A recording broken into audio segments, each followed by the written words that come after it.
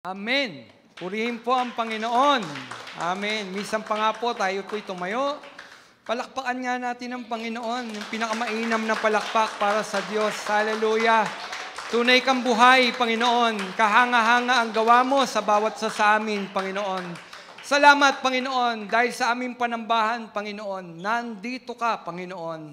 Kasama ka namin, Panginoon. At mayroong kang gagawin sa bawat sa amin, Panginoon. Narito, Panginoon, at online, Panginoon, nakakanood, O Diyos, ng maminsahing ito, Panginoon. Gagawa ka sa buhay ng bawat isa sa amin, Panginoon. Ama, napakabuti mo, Panginoon. Purihin ka at sambahin. Dakilain ang iyong pangalan, Panginoon. Sa iyo po ang papuri, Panginoon. Gamitin mo ang iyong lingkod, Panginoon, bilang daluyan, Panginoon, ng mensahe mo, O Diyos. Hindi ako ang siyang magsalita, kundi ikaw, Panginoon. Ikaw, Panginoon. Hallelujah. Hallelujah. Hallelujah. Nawa, Panginoon, ang mensaheng ito, Panginoon, maraming maabot, Panginoon.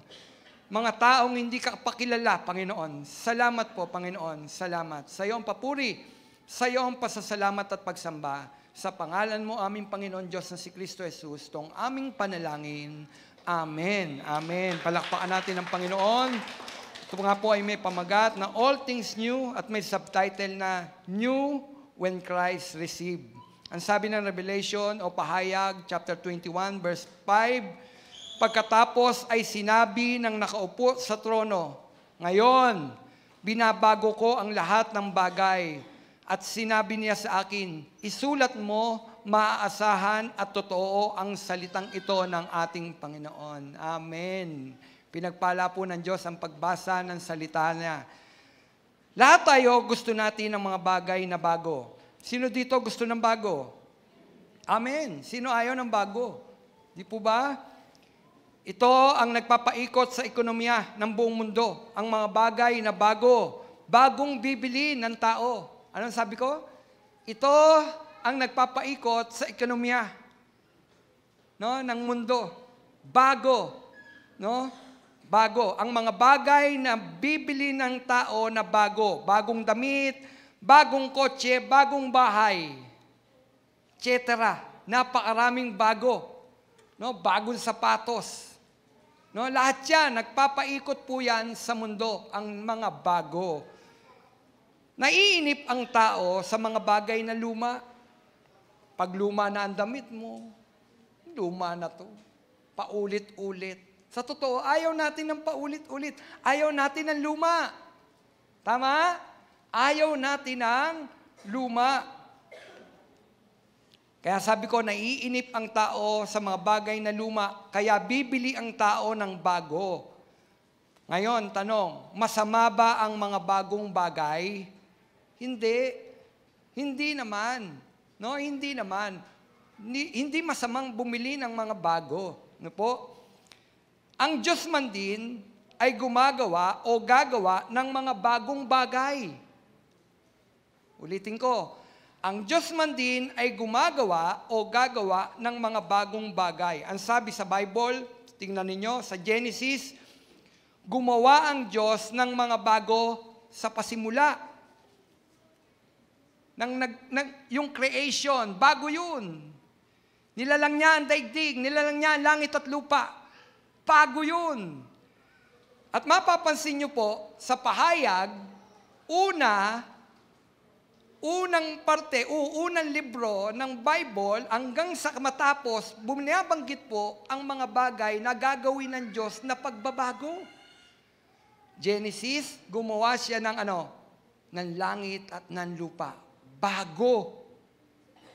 Lahat walang luma doon. Bago. New creation. Lahat nilalang ng Panginoon. Bago.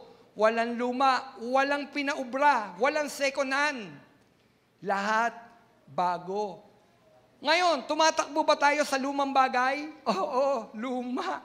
Kaya ang sabi ng Panginoon sa Revelation, ang sabi doon sa ating binasa, pagkatapos sinabi ng nakaupo sa trono, ngayon, binabago ko na ang lahat ng bagay. So darating ang panahon, sa muling pagbabalik ng ating Panginoon, lahat ng luma, pabaguhin ng Panginoon. Lahat ng lumang bagay, babaguhin ng Panginoon. Amen? Sabi ko nga po, hindi masama ang mga bagong bagay. Sa Bible, Genesis, at sa pahayag, ang sabi, gumawa ang Diyos ng mga bago.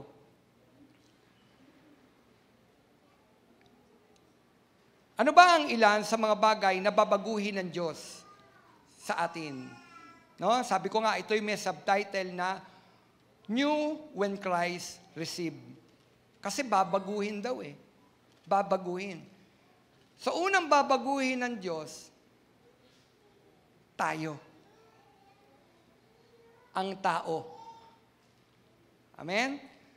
Gumagawa ang Diyos ng mga bagong bagay kapag tinanggap ng tao si Jesus. Ano daw ang gagawin ng Diyos kapag tinanggap si Kristo Jesus? Gumagawa ang Diyos ng mga bagong bagay sa buhay ng bawat isa sa atin. Amen? Ang sabi ng 1:12, ngunit ang lahat ng tumanggap at nanalig sa Kanya ay pinagkalooban niya ng karapatang maging anak ng Diyos.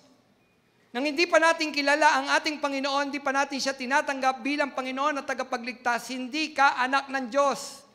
Pastor Romel, lahat ng nilikha ng Diyos na tao, lahat ng tao ay anak ng Diyos. Ang lahat ay nilikha ng Diyos, pero hindi lahat anak ng Diyos. Sino lamang ang anak ng Diyos? Ang anak ng Diyos, ang sabi, yung tumanggap kay Kristo ay pinagkalooban niyang maging ano? Maging anak ng Diyos, karapatang maging anak ng Diyos. Lahat ng tao nilikha ng Diyos. Pero tanging tumanggap lamang kay Kristo ang may karapatang maging anak ng Diyos. Tanong, tinanggap niyo na ba si Kristo bilang Panginoon niyo tagapagligtas? O dati, yung luma mong ikaw noon na hindi ka anak ng Diyos, ngayon bago. Ano yung pagiging bago mo? Nang tanggapin mo si Kristo, ngayon binigyan ka na ng karapatan ng Diyos na kanya, ikaw ay maging anak niya. Siya'y tawagin nating tatay, daddy, papa. Sino? Ang Diyos. Bakit? Binigyan niya tayo ng karapatang maging anak. Tandaan natin, iisa lang ang anak ng Diyos. Sino? Ang ating Panginoong Hesus. Tayo binigyan lamang ng karapatang maging anak ng Diyos. Karapatan, right?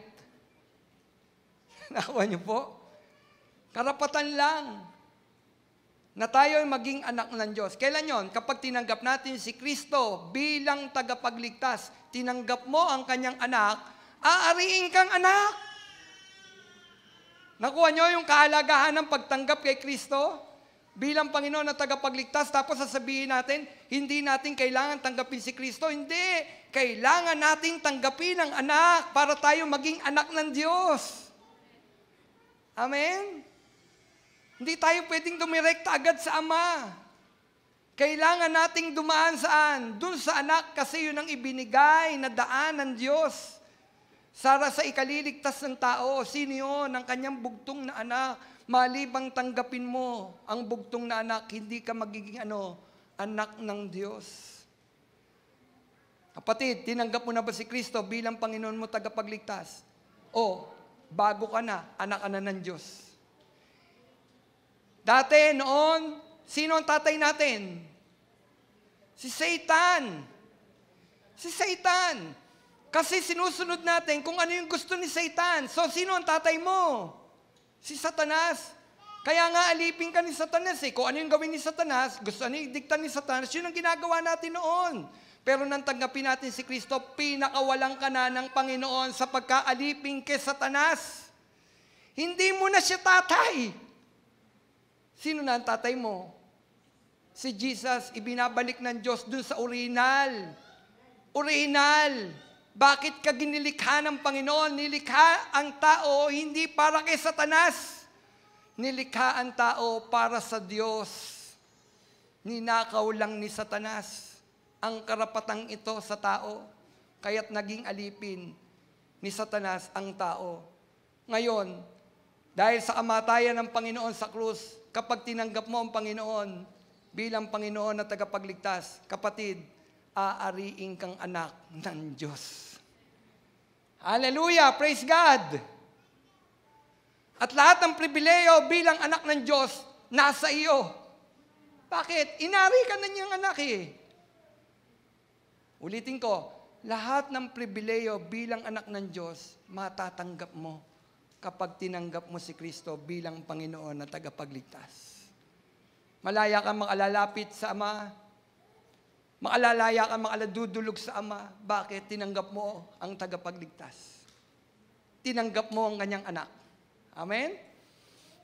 Ang sabi, pinagkalooban ng karapatang maging anak ng Diyos. Ito ang pagkakaiba ng kabilang ka lang sa reliyon at kaibahan ng pagtanggap mo kay Kristo Jesus bilang Diyos na tagapagligtas. Ang reliyon, nag-o-offer sa tao ng mga batas na dapat sundin. Ano daw ang reliyon? Nag-o-offer sa tao ng mga batas na dapat sundin. Ito ang batas, ito gawin mo, ito ang gawin mo. Tama namang gumawa yon. Tama naman sundin rin ang bagay na yon. Mahirap namang walang batas. Ang Panginoong Yesus nga, sinabi niya, naparito ako hindi para pawalang bisa ang batas. Pagtibayin pa nga. Importante ang may batas. Kaya lang, kadalasan kapag pumasok tayo sa religion, hindi sa relationship kay Lord, pag religion, tali ka lang, saan? Sa batas. Itong dapat mong gawin, ito dapat ang isuot mo. Nakukuha niyo po, wala yung kalayaan. Pero si Kristo, binigyan tayo ng kalayaan. Kalayaan ano? Maging masama? Hindi. Kalayaan. Kalayaan magpuri, kalayaan makalapit sa Panginoon. Hindi para gumawa ng masama. Kalayaan. Na ngayon nakalalapit tayo, nakadidiretso tayo sa Panginoon Diyos, sa Ama, sa pamamagitan ng kanyang anak. Amen? So yun, ang reliyon nag-o-offer sa tao ng batas na dapat sundin. Ito ang tradisyon, gawin mo. Ito ang nakaugalian, gawin mo. Pag hindi ka sumunod yan, magkasala ka. Nakuha niyo po? Tradisyon. Nakaugalian na dapat gawin. Maraming nakaugalian na dapat namang gawin. Kagaya ng pagrespeto sa mga magulang, sa mga nakatatanda, dapat gawin. Pero kapag tinatali ka ng reliyon sa isang bagay, na tila doon ka, yun ang daan ng kaligtasan, mali na. Kasi hindi ang batas ang daan ng kaligtasan. Ulitin ko, hindi ang batas na ibinigay ang daan ng kaligtasan. Kung yan ang naging daan ng kaligtasan, hindi na bumaba ang Panginoon. Dahil noon pa man din kay Moises, ibinigay ang batas na dapat sundin. Kung yan ang daan ng kaligtasan, sundin mo lang ang batas, ligtas ka na. Bakit bumaba si Jesus? Namatay sa krus. Kasi nga, hindi ang batas ang daan ng kaligtasan. Nakukuha niyo po? Sino ang daan ng kaligtasan? Si Kristo. Si Kristo. Ang reliyon nag-o-offer sa tao ng mga batas na dapat sundin, ngunit si Kristo ay nag-o-offer ng bagong buhay at isang makapangyarihang buhay sa ating mga lalakaran. Kapatid, ano ulit ang ino-offer ni Jesus? Bagong buhay. Hindi bagong bahay lang, bagong buhay ang ino-offer ng Panginoon. Romel, tanggapin mo lang ako, bagong buhay ang makakamit mo. Makakamit natin, mga kapatid. Kapag ang isang makasalanan ay lumapit ng may pananampalataya kay Kristo, ang lumang bagay ay lumipas na at bago na siya. Ano daw? Kapag tinanggap natin si Kristo, ang lumang bagay, ang lumang ikaw, wala na. Bago. Ito, lagi nyo naririnig. 2 Corinthians 5:17. Kaya't ang sino mang nakipag-isa kay Kristo ay isang bagong nilalang. Wala na ang dating pagkatao, siya'y bago na. Di ba? Lagi niyong naririnig sa akin yan. Bakit? Yan ang katibayan na tinanggap natin si Kristo. Ulitin ko, Yan ang katibayan ng isang tao na tinanggap hindi lang reliyon, kundi si Kristo. Kasi kapag reliyon ang tinanggap mo at niyakap mo, andun pa rin ang lumang bagay. Di po ba? Pero kapag si Kristo ang tinanggap mo, papasok ang bagong buhay. Yan, diyan makikita na totoo na tinanggap mo ang Panginoon at ikaw ay mayroong kaligtasan. Makikita ng tao ang bagong buhay. Bago ka na, wala na yung lumang ikaw. Bagamat tila parang nagmumulto yung dati nating pagkatao, lalo na kapag may bagay na nakaiinis, nakayayamot, nagmumulto ito, lumalabas ito. Kaya lang mga kapatid, mas nananaig yung bagong ikaw. Mas nananaig yun. Hindi ka na born again, hindi mo tinanggap si Kristo kung ikaw ay namumuhay pa rin sa dating buhay. Ano ang ebidensya na tayo ay bago na? Na tayo ay nakikristo, tayo ay bago na. Bago ka nang nilalang. Pastor Romel, nagagalit pa rin ako. Oo, nagagalit tayo. Tao ka eh. At unawa ng Diyos yun. Kaya lang lagi meron sinabi ang Panginoon, kapag nagalit ka, huwag mong hayaan lubugan ng araw. Ibig sabihin mo, magpatawad ka. Pagpapakita na tayo ay bago. Kasi nung lumang ikaw, hanggang mamatay, hindi tayo magbabatian, hindi kita kayang patawarin. Nakuha niyo po? Hindi kita kayang patawarin. Bakit? Lumang pagkatao. Pero nung ikaw ay nasa bagong pagkatao, nandun pa rin naman yung pagtitimbang. Bagamat tila may nagawa sa iyong pagkakasala ang isang tao, naroon pa rin yung pagtitimbang at pagtingin, bakit ba ito naganap? Ba't ba ito nangyari? Dati, nung lumang tayo, lagi natin ginajustify yung ating mga sarili. Laging tayo ang tama. Nakukuha niyo po? Laging tayo ang tama. Kapag mayroong nakapanakit sa atin, nakikita natin sila lagi ang mali. Hindi natin nakikita o hindi natin tinitimbang. Baka naman mamaya, may pagkakamali tayo. May parte tayo na dapat hilingin natin sa Panginoon. Kailan ito papasok? Kapag bago ka na. Dati hindi mo iniintindi kung ano mararamdaman ng tao. Ngayon, niisip mo na kung ano mararamdaman ng tao. Bakit? Bago ka na. Bago ang magsalita, iniisip mo muna, ito bang aking sasabihin makapagbibigay ng papuri, makalulugod sa Diyos. Kapatid, kapag ang lumalabas dito sa labi na ito, paninira sa kapwa, hindi ka bagong nilalang. Hindi ka bagong nilalang. Bakit? Ugali ng mga nasa mundo ang manira sa kapwa. Kapag tinanggap mo si Kristo, hindi ka na maninira ng kapwa. Bakit? Si Kristo, ayaw niya ng naninira. Si Kristo bumubuo. Ulitin ko, si Kristo ay bumubuo. Bumubuo ng buhay, bumubuo ng relasyon, hindi naninira ng buhay. Hindi naninira, hindi mapanirang puri ang ating Panginoon. Ang Diyos, lagi Kanyang bubuuin. Amen? Yan ang ating Panginoon. Ang taong puno ng pagkakasala ay nilinis at pinatawad na. Siya ngayon ay muling magsisimula. Anong sabi? Ang taong puno ng pagkakasala ay nilinis na at pinatawad na. Siya ngayon ay muling magsisimula. Ang mga record ng kasalanang nagawa ay papalitan ng Diyos ng bago. Dahil ang lumang bagay ay lumipas na. Sino dito? Maraming nagawang pagkakasala. Taas ang kamay. Nauna na ako. Amen? Naka-record yan eh. Dahil sa langit, may talaan. May talaan doon. Mayroon libro sa langit. 2. Ano yun? Aklat ng mga gawa. Lahat ng ginawa ng tao nakatala doon. Ano daw? Aklat ng gawa. Lahat ng ginawa mo, kapatid, nakatala doon. Ano yung pangalawang aklat? Aklat ng buhay. Lahat naman ang tumanggap kay Kristo bilang Panginoon na tagapagligtas, nakatala ang pangalan sa aklat ng buhay. Kapatid, nang tinanggap mo si Kristo, yung pangalan mo nakatala sa aklat ng buhay. Amen? Di ba purihin ng Panginoon? Salamat, mayroon Diyos na nagbabago ng buhay.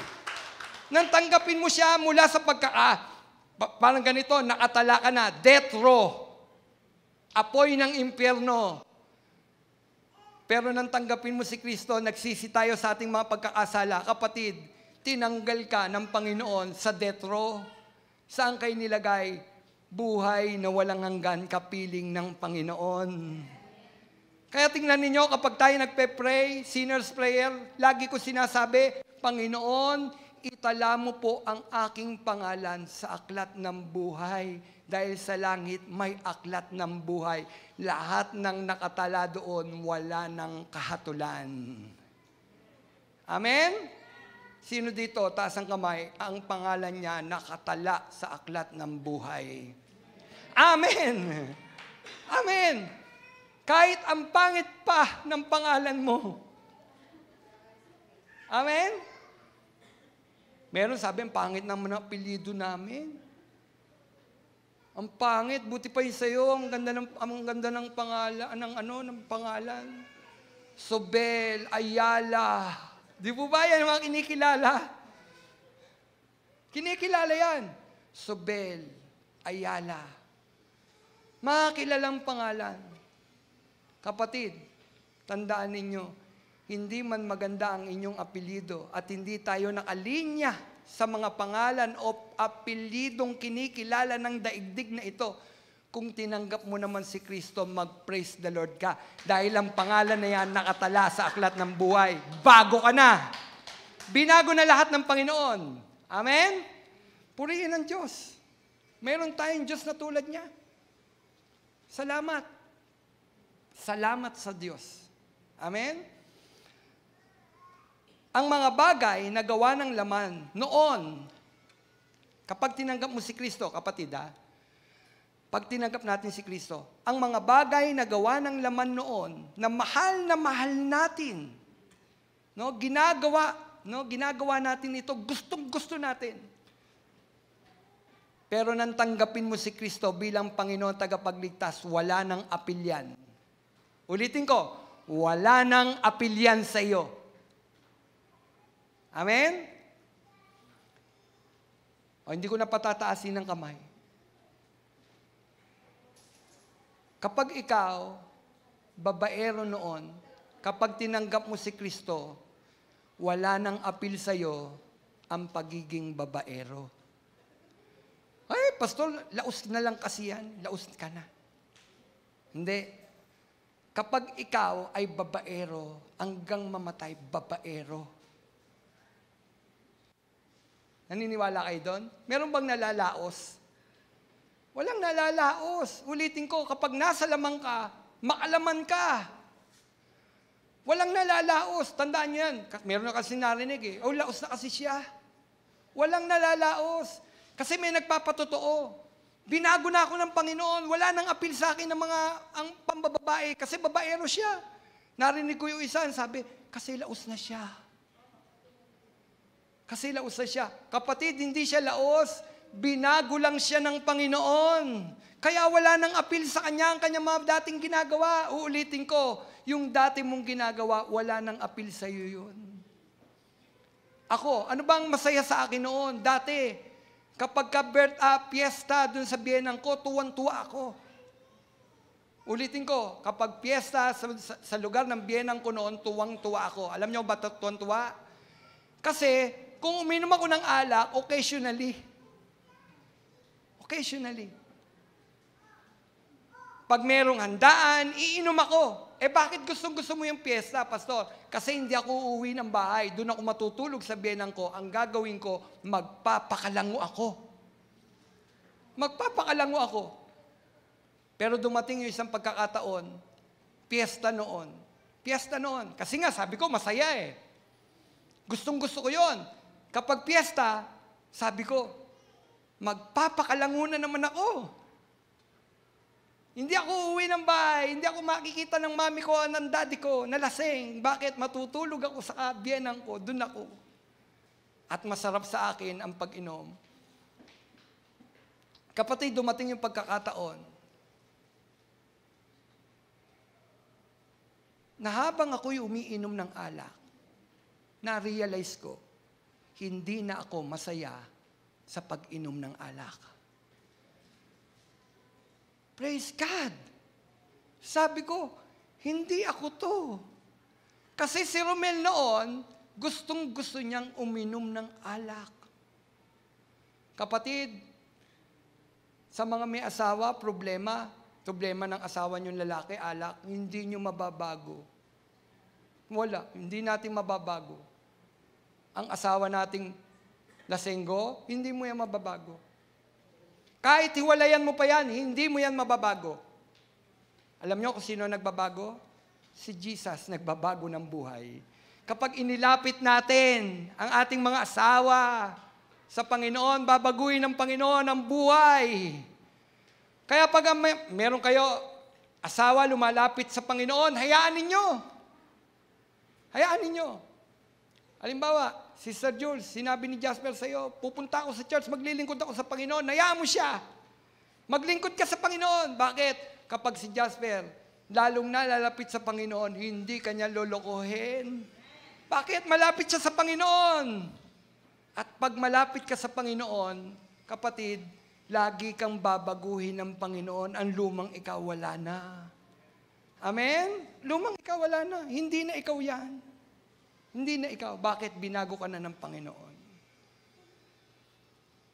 Anong sabi? Wala nang appeal sa iyo ang dating ikaw. Ang pagtanggap kay Kristo bilang Diyos na tagapagligtas ay nagbibigay sa tao ng bagong pagkatao. Kapatid, ang pagtanggap kay Kristo bilang tagapagligtas ay nagbibigay sa tao ng bagong pagkatao. Dati kang tsismosa. Paggising mo pa lang sa umaga, ano ang latest? Ayokong gamitin yung marites, baka may marites dito. No? Ibig sabihin, yung pangalan, no ba? Paggising pa lang sa umaga, anong latest? Mas interesado tayo sa buhay ng iba. Pero kapag binago ka ng Panginoon, tinanggap mo si Kristo, hindi na ang latest ng buhay ng kapwa mo ang iniisip mo. Wala nang appeal sa iyo yan. Kasi nga, bagong pagkatao eh. Nabago ka na. Wala nang appeal sa iyo kahit sabihan ka ng anuman chismis. Hindi mo na yan hinahanap. Bakit? Bago ka na. Nakuha niyo po? Bago ka na. Alam niyo ba, ang simbahan, maging sa simbahan, napasok ng anuman ng latest? Oo, sa simbahan. Ano ang latest? Pag nalaman sa simbahan, yung isang kapatid, may ganito, nangyari, may kahinaan, nahulog sa pagkakasala, imbis na magtulong-tulong manalangin, imbis na magtulong-tulong ibangon muli. Nauna yung latest. Ano ba nangyari? Ano nangyari? Ay kapatid, eto nangyari. Eto nangyari. Sa simbahan. Ba't pala, kapatid, kaya tayo nasa simbahan para magtipon-tipon ng masaya. Nagtitipon-tipon dahil pupurihin natin ang Diyos. Hindi tayo nasa simbahan para pag-usapan ng mga kahinaan ng ating kapatid. Amen? Kaya tayo nasa simbahan para sumamba sa Diyos. Kapag binago ka na ng Panginoon, bagong pagkatao. Amen? Bago ka na. Pag tinanggap natin si Kristo bilang Panginoon at tagapagligtas, babaguhin ng Panginoon ang ating puso at ang ating isip. Kapatid, ano daw ang babaguhin ng Panginoon? Ang ating puso at ang ating isip. Ano ba yung lumang ikaw? Ano ang gusto ng puso mo? Ano ang gusto ng isip mo? Di ba mga bagay na nasa laman? Ulitin ko, ang lumang tayo, ang isip natin yung mga bagay na nasa laman. Pero pag tinanggap mo si Kristo, tatanggalin ng Panginoon yung mga lumang pag-iisip. Papalitan ng Panginoon. Kapatid, yan ng Diyos. Yan ang ating Panginoon. Siya lang ang may kapangyarihan sa bagay na yan. Ulitin ko, siya lang, ang Panginoon lang ay may kapangyarihan magbago ng buhay ng isang tao. Amen? Sino ang may kapangyarihan? Ang Panginoon. Papasok ang bagong pag-asa. Kapag tinanggap mo si Kristo, papasok ang bagong pag-asa. Yung dating wala kang kapag-asa, ngayon punong-puno ka ng pag-asa. Ay, hindi na magbabago yan. Ngayon naiisip mo, ay magbabago dahil may Panginoon Diyos. Punong-puno ka ng pag-asa. Hindi mo titignan ng isang tao na hopeless na. Kundi titignan mo, ako nga, binago ng Panginoon, siya pa. Lagi natin titignan, ako nga, binago ng Panginoon, siya pa kaya. Nakuha niyo po? Kapatid, sino dito noon? Drug addict. Binago ng Panginoon. Sino dito ang lasenga? Binago ng Panginoon. Amen? Napainggan niyo ba yung patotoo ni Dolphy Jr.? Painggan ninyo, mabibless kayo. Mabibless kayo sa kanya. Ang ganda ng patotoo niya. Kung paano siyang binago ng Panginoon, hindi siya nabago ng lipunan. Hindi siya nabago ng kulungan. Ang kulungan pa nga, ang naglugmok sa kanya, saan? Sa bisyo ng pagsasyabu. Pero inyo yun, sa kulungan daw inilalako. At ang maganda daw doon, walang huli. Sino huli nga naman sa'yo? Nasa loob ka na. Naku nyo, libre-libre daw, nilalako na parang kakanin. Sabi ni Dolphy Jr., hindi sabi ni Pastor Romelio, sabi niya, napakinggan ko nilalako. At ang maganda doon, walang huli. Wala doon si Brother Ronald na manguhuli. Walang pulis doon. Nakuha nyo, noong mga panahon na yun, wala. Kasi nga, sino pa uhuli? Nahuli na nga daw sila. Nakakulong na. Ano pang uhulihin? Pero isang araw, habang langon-lango siya sa drugs, naisip daw niya na mayroon Diyos. Yun daw Biblia na dating pinangbibilot niya ng damo. Nabasa niya. At yon ang bumago ng kanyang buhay. Nakita niyo kung gaano makapangyarihan ang salita ng Panginoon? Amen? Kasi noon, ang Bible kasi pwedeng pambilot ng marijuana. Di po ba? Pero tingnan ninyo, yung dating pinambibilot niya ng marijuana, nung mabasa niya, yon ang nagbigay ng bagong buhay sa kanya. Amen? Dahil si Kristo nagbabago ng buhay ng tao. Hallelujah! Hinahanap niya ang mga makasalanan, mga kapatid, hinahanap niya tayo. Ba't niya hanapin ang taong banal? Banal na yun. Ang hinahanap ng Panginoon, ang mga taong may pagkakasala. Kapatid, di ba dati tayong nagkakasala? Kaya lang binago na tayo ng Panginoon. Amen? Yan. Bagong pag-asa. Bagong pag-asa para sa bagong tahanan natin sa langit. Sino dito? Ulitin ko. Taga-langit na. Di po ba? Dual citizenship. Natatandaan nyo yung ating mensahe noon? Dual citizenship.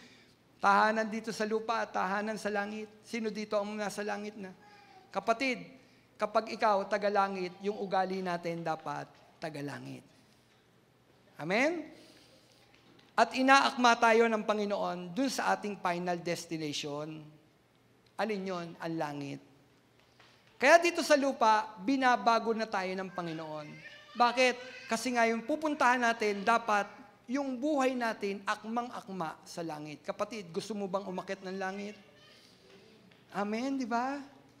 Gusto ba natin umakyat doon sa tunay nating tahanan? O ngayon pa lang, Sabihin natin sa Panginoon, Panginoon, gawin mong ang buhay ko bilang buhay na makalangit. Amen? Ang bagong mananampalataya ay magsisimula daw na maunawaan ang mga bagay na espiritual kapag tinanggap mo si Kristo.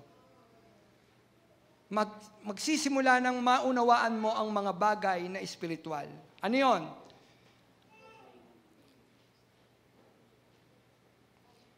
Mauunawaan mo na at masasabi ka na sa salita ng Diyos.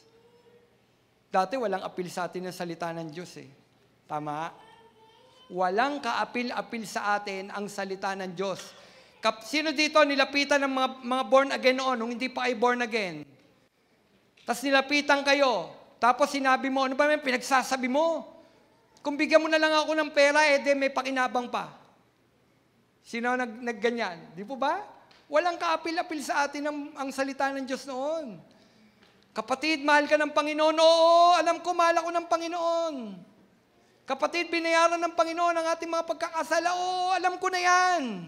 Walang apil sa atin ang salita ng Panginoon. Pero nang tinanggap natin si Kristo, kapatid, bawat salita ng Panginoon, parang napakasarap na hani nang inunguya ng bawat mananampalataya. Sino dito?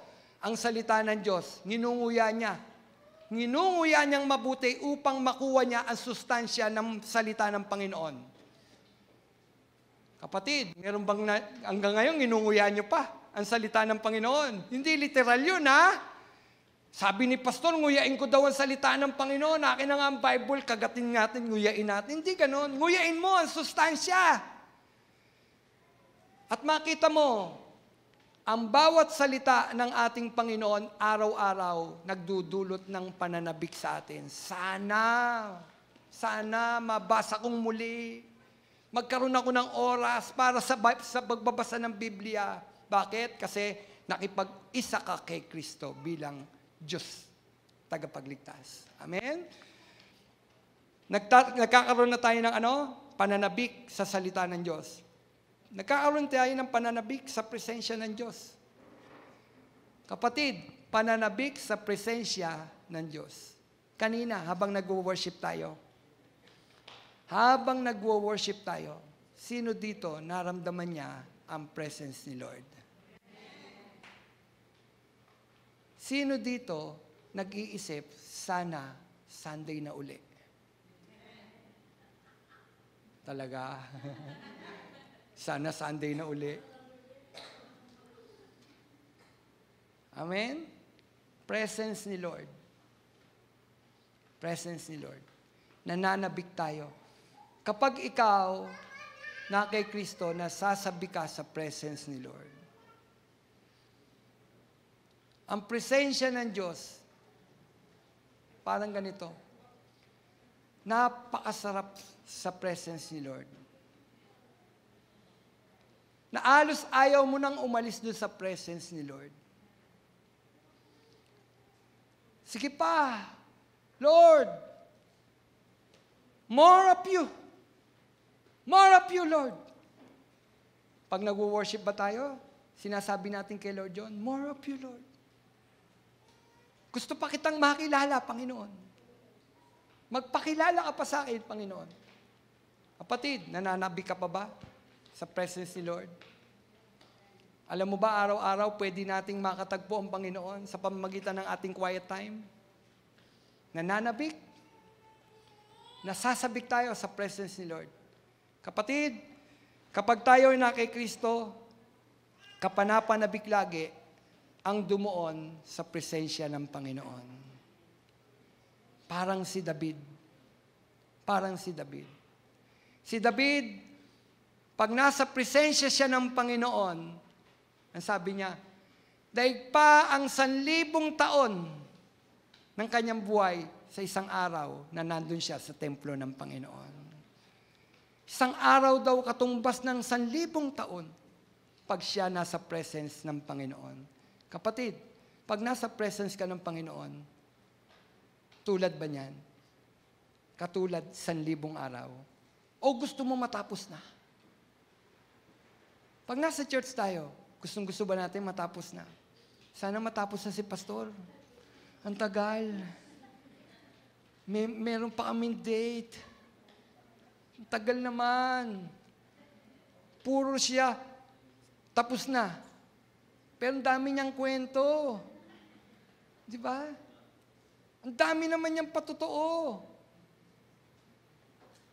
Kapatid, kapag tayo na kay Lord, habang tumatagal, lalong sumasarap. Amen? O, sino dito nainip na? O, hindi ko sabing umuwi na. Ibig sabihin, habang tumatagal, lalong sumasarap. Ito mga kapatid, isang bagay na nagpatibay sa amin, hinugutan namin ng aming lakas ng loob nung namatay ang aking mami at namatay yung aking kapatid na si Ochi. Ang hinugutan namin ng lakas ng loob ay yung naroon kami sa bahay-sambahan ng Panginoon. Hindi para gawing libangan. Anong meron sa bahay-sambahan ng Panginoon? Una, naroon ng Diyos. Amen? Naroon ng Diyos. Kinakatagpo niya tayo. Pangalawa, nandyan ang mga kapatiran na patuloy na nagpapadama sa atin ng pagmamahal, kaisa ka namin. Nang mawalan ako ng nanay, nagkaroon ako ng maraming nanay sa simbahan. Nang mawalan ako ng kapatid, nagkaroon ako ng maraming kapatid sa simbahan. Amen? Saan ko natagpuan yung lakas? Sa presence ni Lord. Ulitin ko, sa presence ni Lord. Kaya ang presensya ng Panginoon, kapanapanabik. Kapanapanabik sa tunay na tumanggap kay Kristo. Kapatid, kapanapanabik pa ba sa iyo ang presensya ng Panginoon? Amen? Mga kapatid, ang bagong bagay ay darating lamang sa tao kung siya'y nakaranas ng bagong pagsilang. Ang bagong bagay ay darating lamang sa tao kung siya'y makararanas ng bagong pagsilang. Born again. Born again. Ang sabi ng John, chapter 3, verse 1 hanggang 5, may isang Pariseo na nagangalang Nicodemo na pinuno ng mga Hudyo. Isang gabi, pumunta siya kay Jesus at sinabi, Rabay, nalalaman po namin na kayo isang tagapagturo mula sa Diyos, sapagkat walang makagagawa ng mga himalang ginawa ninyo kung wala sa inyo ang Diyos. Sumagot si Jesus, tandaan mo ang sinasabi kong ito, malibang ipanganak na muli ang isang tao, hindi niya makikita ang paghahari ng Diyos. Paano maipapanganak pang muli ang isang taong matanda na?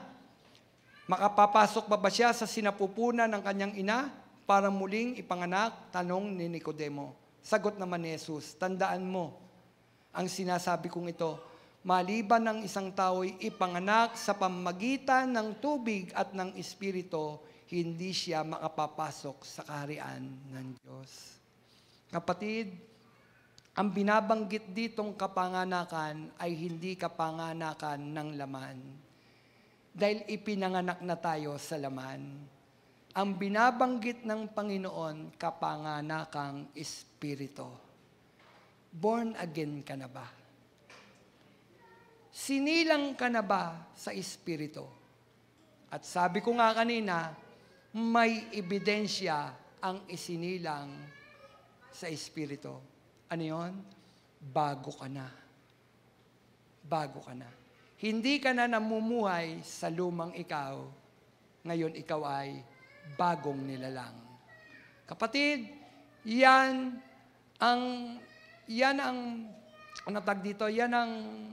katunayan na tayo'y na kay Kristo. Bago na tayo. Bago ka na ba, kapatid? Sa oras na ito, suriin mo, bago na ba ako? Binago na ba ako ng Panginoon? Amen? Amen. Kung hindi pa, pwede mo sabihin sa Panginoon, Panginoon, gusto kong maging bago. Bagong nilalang. At papasok si Kristo sa puso mo at gagawin kanyang bagong nilalang. Amen? Tayo po'y tumayo. Hallelujah.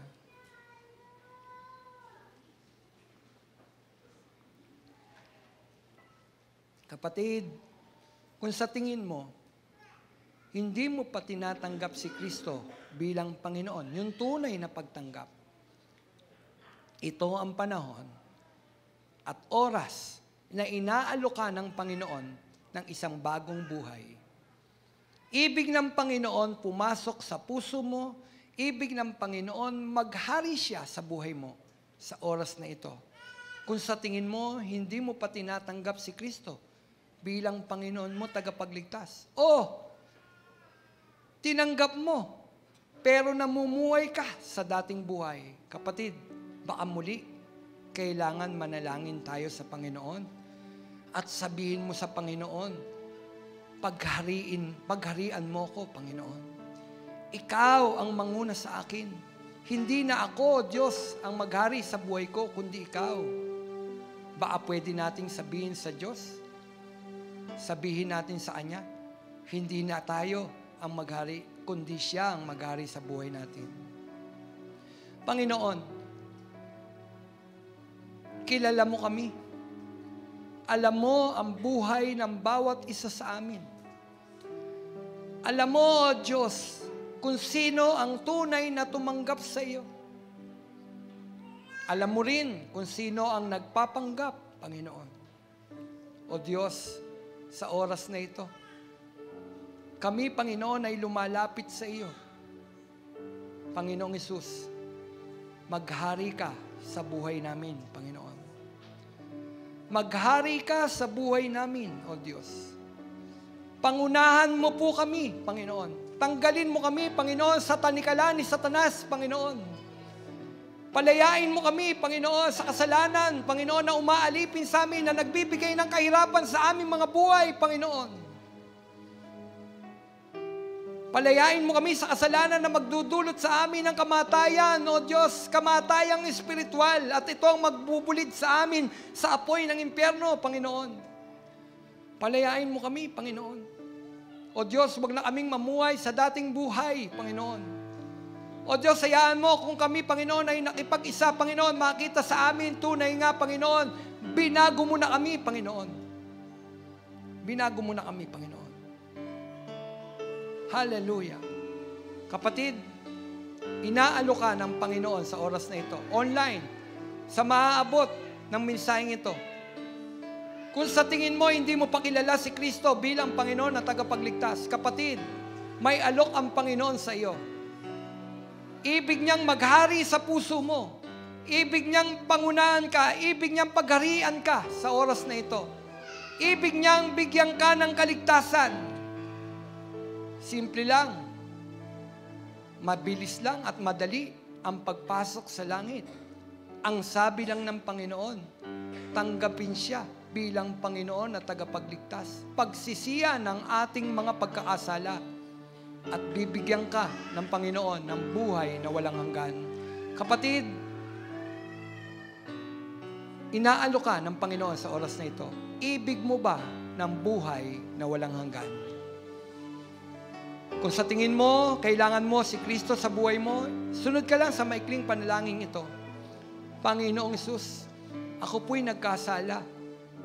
Humihingi po ako ng tawad sa iyo. Ako po'y nagpapasya sa oras na ito na tanggapin kita sa aking puso bilang Panginoon ko, Diyos at tagapagligtas ng aking buhay. Patawarin mo ako sa aking mga pagkakasala, Panginoon. Hugasan mo po ako ng iyong banal na dugo. Panginoon, pumasok ka. Maghari ka sa buhay ko, Panginoon. Baguhin mo ang buhay ko, Panginoon. Salamat po, Panginoon. O Diyos, sa oras na ito, isulat mo po ang aking pangalan sa aklat ng buhay. Anumang oras, kunin mo ang buhay kong ito, ligtas ako, Panginoon. Ligtas ako. Salamat, Panginoon, sa kaligtasang kaloob, libre, walang bayad. Salamat po, Panginoon. Salamat po. Salamat. Napakabuti mong Diyos. Panginoon, ang iyong mga anak sa Valenzuela, Bethel, maging ilaw kami ng sanlibutan ito.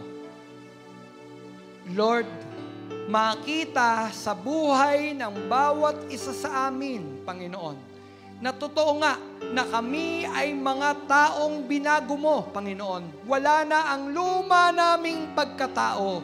Pawang bago, Panginoon, ang siyang dumating sa buhay ng bawat isa sa amin. Lahat bago na, Panginoon. Bagong pag-iisip, bagong puso, bagong interes, Panginoon. At lahat pumapabor, Panginoon, sa mga bagay na espiritual, Panginoon. Wala na, Panginoon, wala nang apil ang mga bagay na makalaman, kundi espiritual, Panginoon. Salamat po, O Diyos. Sa iyo po ang papuri. Sa iyo po ang pasasalamat at pagsamba, Panginoon. Sa pangalan mo, Jesus, ito ang aming panalangin. Amen, amen. Palakpakan natin ang Panginoon.